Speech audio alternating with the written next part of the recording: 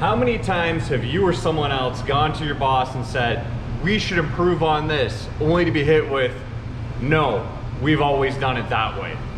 What's up, everyone? Ian Sandusky from Lakewood Machine and Tool, back here again for Practical Machinist. And today on Machine Shop Talk, we're gonna be diving into exactly that question. But before we do, make sure you like, subscribe, and turn on notifications below to make sure you never miss a video. Let's get into it.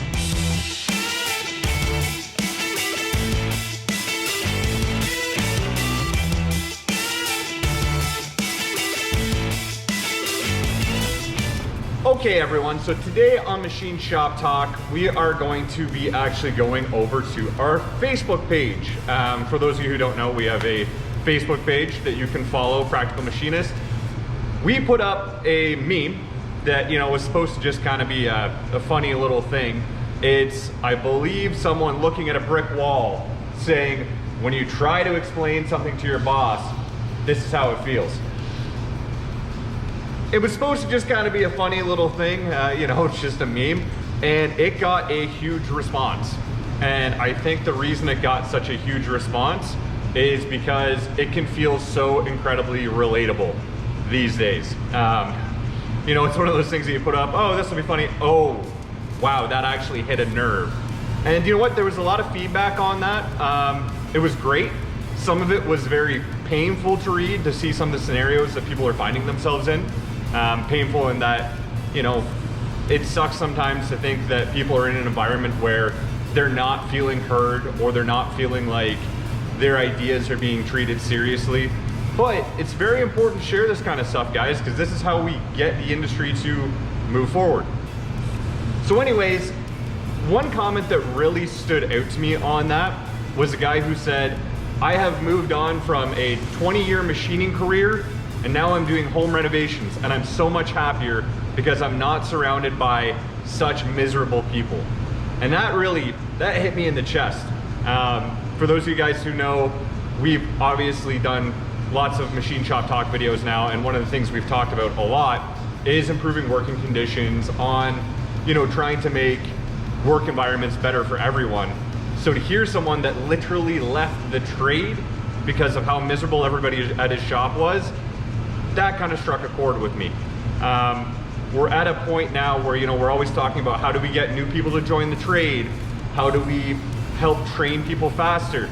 And to see people leaving the trade for reasons completely unrelated to the actual work, but related to the work environment, that's something that needs addressing. I don't think I can fix it. I don't know if you can fix it, but it's something we should all be talking about. So to touch on that, first off, the older crowd of guys that I feel like a lot of these statements that we have in those comments are aimed towards, I think it's really important before we kind of get into the rest of it to look at it from their perspective.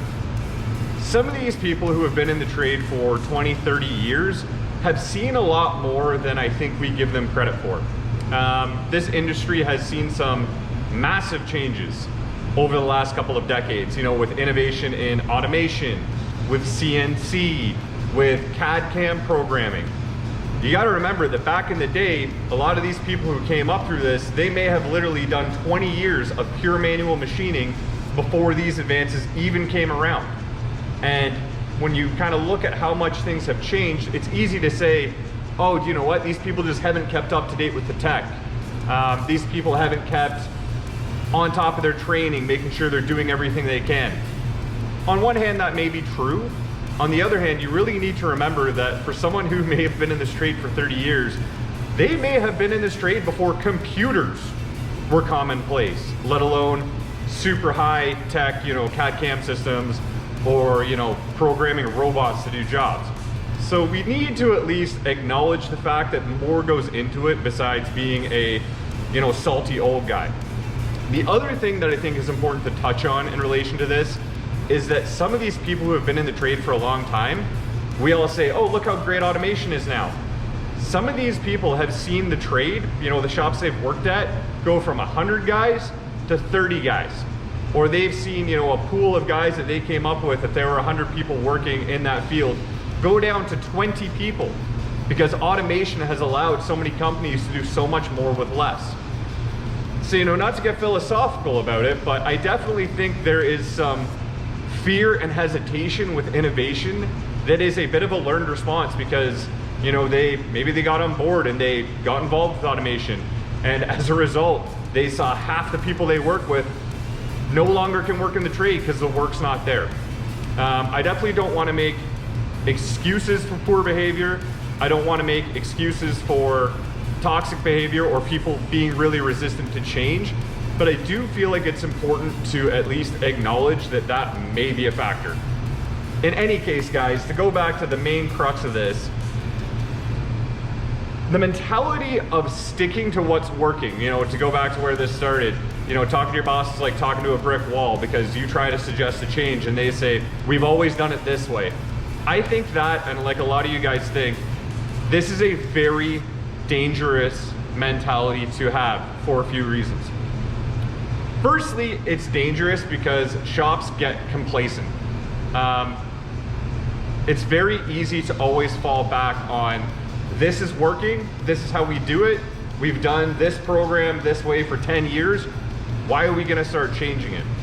The reason that complacency is dangerous is because something may work for 10 years, and then 10 years down the road, there's so many new processes and so many, you know, different ways to do things that all of a sudden you cannot be competitive. And because you failed to keep upgrading those programs or upgrading your technology or trying to take a new way, take a look at a new way of doing something, you are now so far behind that you couldn't be competitive if you wanted to.